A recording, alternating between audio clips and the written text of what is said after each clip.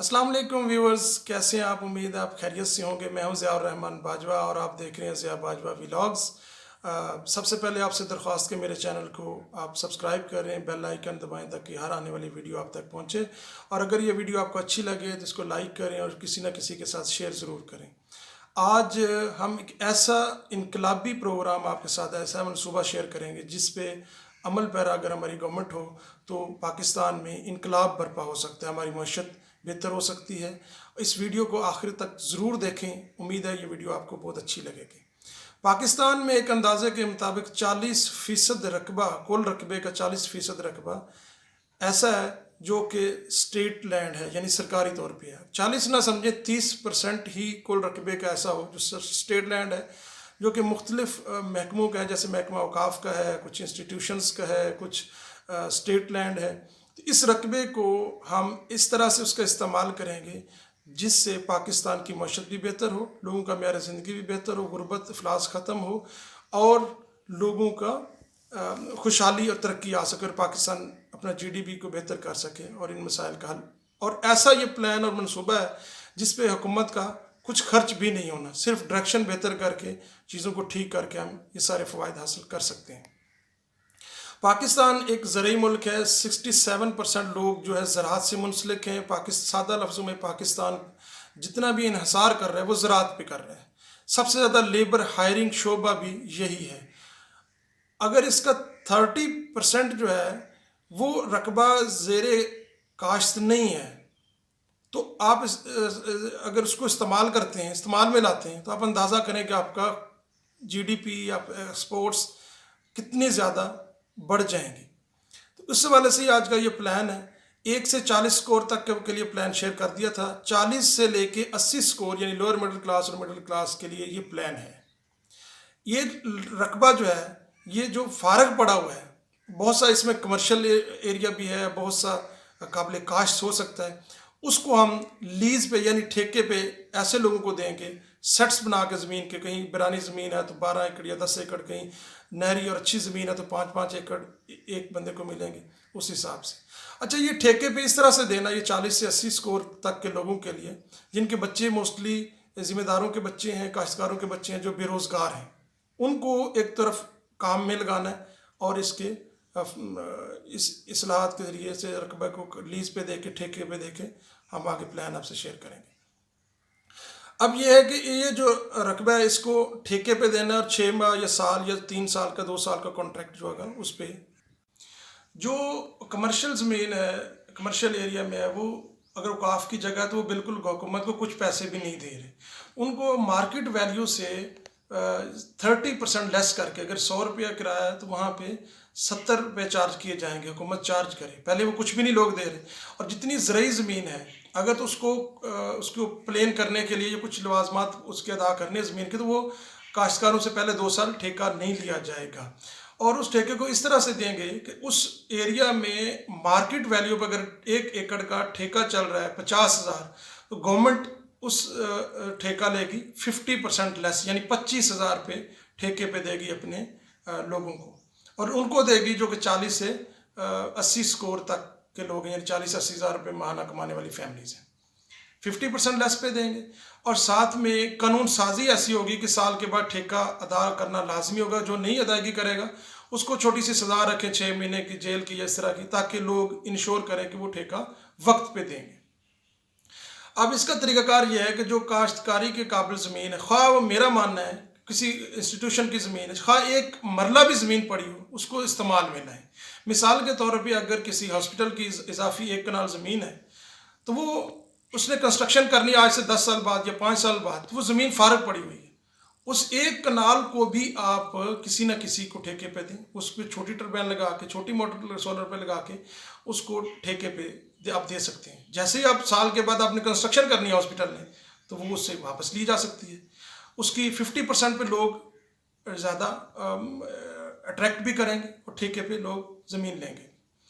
अब ये है कि इसके कानून साजी भी होगी, अपने साल के बाद ठेका भी लेना है। अब इसके फ़वाइद देखें, और इससे साथ साथ ये बताता चलूँ कि ज़रई शोबा जात हैं, हर डिस्ट्रिक्ट में, तहसील में दफातर भी हैं। ये जिन लोगों को ये ठेका دیا جائے گا، ان کو باقاعدہ ٹریننگ بھی دیں کہ آپ جدید خطوط کے مطابق کاشتکاری کریں، فلاں زمین میں فلاں بیج بوئیں، فلاں طرح سے پانی لگائیں، فلاں چیزیں اگائیں، سبزیاں ہیں، فروٹس ہیں، اس کا ایکسپرٹز جو جتنے بھی ہیں ایگریکلچرل ایکسپرٹس وہ آ کے ان کو گائیڈ بھی کریں، ٹریننگ دیں، تاکہ وہ جدید طریقے سے، نہ کہ رسمی طریقے روایتی طریقے سے کاشتکاری کریں، تاکہ وہ بہتر پروڈکشن دے سکیں۔ تو ان کو ایک تو فائدہ اس کا یہ ہوگا کہ سال کے بعد ان کیش ڈائریکٹ اماؤنٹ پاکستان کے بجٹ میں آئے گی، بہت اچھی خاصی اماؤنٹ ہوگی۔ پہلے محکمہ اوقاف کی زمینیں والے کچھ بھی نہیں، سالہ سال سے قابضین لوگ ہیں لیکن کچھ بھی ادا نہیں کر رہے یا بہت چند روپے ادا کر رہے ہیں۔ اب ان کیش ڈائریکٹ پاکستان کے بجٹ میں سال کے بعد بہت ساری اماؤنٹ آئے گی، ایک اس سے پاکستان کا جی ڈی پی بڑھے گا، سیکنڈلی پاکستان کی جتنی ایگریکلچر ایکسپورٹس ہیں وہ بڑھیں گی، زر مبادلہ آئے گا۔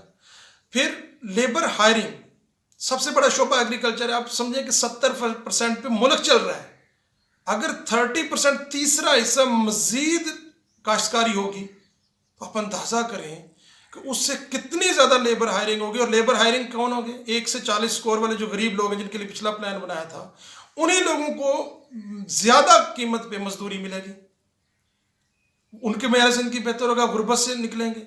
اور مزے کی بات، یہ لوگ کاشتکاروں کے جو بیٹے بچے بے روزگار تھے وہ کام پہ لگیں گے۔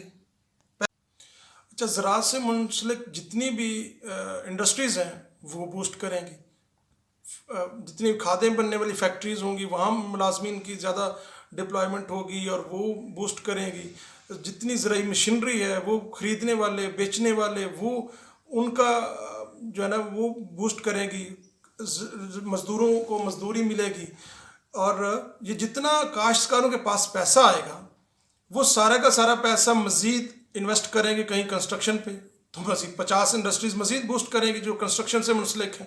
ان لوگوں نے پیسہ پاکستان کے جو کاشتکار ہیں انہوں نے باہر بیرون ملک تو شفٹ کرنا نہیں ہے، یہیں پہ اگر وہ کاشتکاری کا جتنا زیادہ پیسہ کمائیں گے وہ انویسٹمنٹ کریں گے، وہ انویسٹمنٹ پاکستان کو مزید اوپر لے کے جائے گی۔ اور اس کے علاوہ یہ اس طرح سے ان کا اگر معیار زندگی بہتر ہوگا تو وہ خوشحال ہوں گے تو پاکستان خوشحال ہوگا۔ میرا یہ ماننا ہے کہ اگر ایک مرلہ زمین بھی ہے اس کو بھی ایسے نہ چھوڑ دیں گے، لوگ تو اپنے گھروں کی چھتوں کے اوپر مٹی ڈال کے اور بڑی سبزیاں اگا رہے ہیں، کیا کچھ اگا رہے ہیں۔ اچھا، پھر لوگ کاشتکاروں کا معیار زندگی بہتر ہوگا، ان کے پاس پیسے آئیں گے تو وہ اپنی کاشتکاری کو مزید آسان بنائیں گے، جدید خطوط پہ استوار کریں گے، مشینری لیں گے جن سے ان کی کاشتکاری مزید بڑھے گی۔ پاکستان سبزیوں میں، اناج میں، فروٹس میں اب ایکسپورٹ اپنی ڈبل ٹرپل کر جائے گا۔ تو اس سب سے اتنے زیادہ فوائد ہیں اور گورنمنٹ کو کچھ بھی نہیں کرنا، صرف یہ زمین سرکاری جو پڑی ہوئی ہے جو قابل کاشت نہیں ہے اس کے اوپر جو کاشت لگنی ہے، بلڈوزر چلانا ہے، تو وہ اس زمیندار کو آپ کہیں گے آپ سے 1 سال یا 2 سال کا ٹھیکہ نہیں لیا جائے گا، آپ یہ کریں۔ اتنے زیادہ فوائد ہیں، انقلاب برپا ہو جائے گا پاکستان کو ترقی دینے کے لیے، یہ بہت بڑا پلان ہے۔ یاد رہے کہ آپ ایک ایک مرلہ زمین کے اوپر بھی اگر محنت کریں گے، وہاں سبزیاں اگائیں گے، پھل اگائیں گے تو اس کا فائدہ پاکستان ترقی کرے گا۔ پاکستان میں چیریٹی بیسڈ اپروچ جو ہے وہ ختم ہونی چاہیے اور ایمپتھی بیسڈ اپروچ ہونی چاہیے۔ مثال کے طور پہ پاکستان میں لوگوں کو پیسہ دیا جاتا ہے، اس سے بہت سارے نقصان ہوتے ہیں، لوگوں کی صلاحیتیں زنگ آلود ہوتی ہیں، مطلب وہ کام کرتے نہیں، ان کو پتہ ہے مفت میں پیسے مل جانے ہیں۔ وہ جب کام نہیں کریں گے محنتی کیسے ہوں گے؟ محنت نہیں کریں گے ملک آگے نہیں بڑھ سکتا۔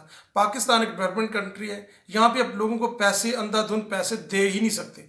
یہاں پہ جب اس طرح سے پیسے بہاتے ہیں تو لوگوں کی صلاحیتیں کارآمد نہیں ہوتی، خود ہی خودداریت نہیں آتی، لوگ اپنے اوپر انحصار نہیں کرتے، دوسروں کے اوپر انحصار کرتے ہیں، سفارشی کلچر اور کسی کو پیسے دے کے اور امداد لینا، تو یہ سارے چیزیں کو ختم کریں گے۔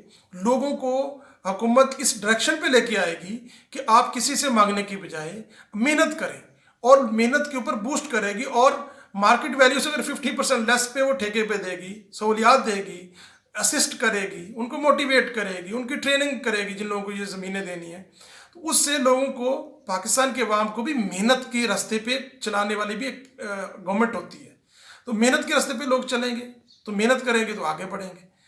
یہ اس طرح سے، اور اس کے حکومت کو کچھ بھی نہیں کرنا پڑنا، جتنی کمرشل زمین ہے اس کی جتنی دکانیں بن رہی ہیں ان کا بھی باقاعدہ 30% مارکیٹ ویلیو سے کم حکومت چارج کرے وہ دیں.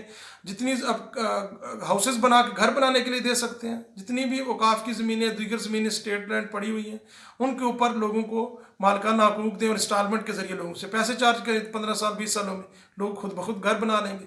تو یہ ایسا پلان ہے, امید ہے آپ کو ضرور پسند آیا ہوگا, اور گورنمنٹ کو بغیر کچھ خرچ کیے ایسا انقلابی پروگرام وہ لا سکتے ہیں جس سے پورے پاکستان ترقی کر سکتا ہے, اور پاکستان کے تمام مسائل کا شرطی حل اسی پلان کے اوپر ہے.